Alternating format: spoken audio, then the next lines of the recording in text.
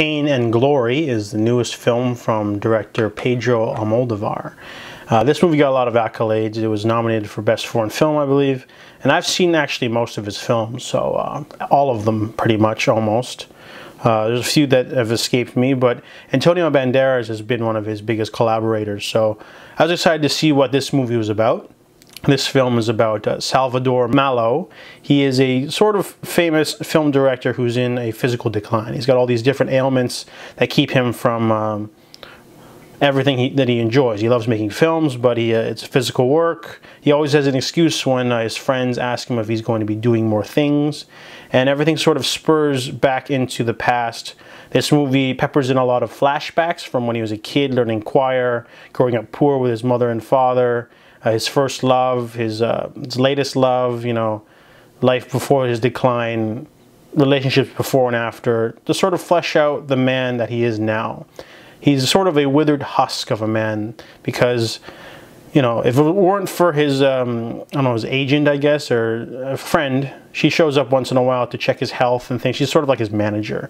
If it wasn't for her, he'd probably be alone, but she makes sure to keep an eye on his health and things like that, and offers him a chance to get money if there's a sort of film festival judge stuff, or, you know, one of his older films is being showcased. So this movie sort of spurs back into the past when he's offered a gig to show up at a Q&A after one of his films, having like a 30th year anniversary.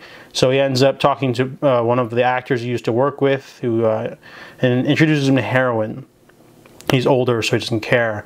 But this also helps his physical decline. But because he ends up humiliating his friend, he decides to sell the rights to a sort of free-form sort of short story that can be read on stage to his friend to make up for it, and that brings back someone from his past.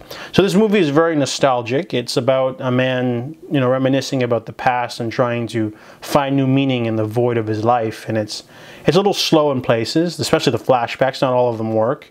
I do love seeing, you know, Penelope Cruz whenever I can, but she's only in the movie for a little bit. And I think it's all the other characters that are more intriguing. These are the different people come back in his life.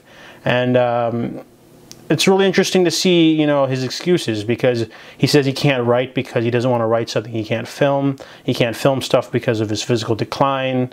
He won't, you know, do this or that because of too much pride.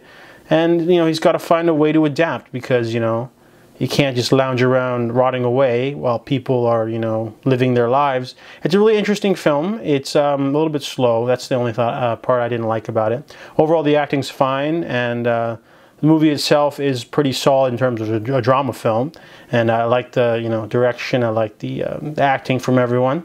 Overall, it's a pretty solid film. It's not, I wouldn't rank it among Almodovar's best, but it's a pretty good film overall. You know, it's a little long though. So I give Pain and Glory a 6 out of 10.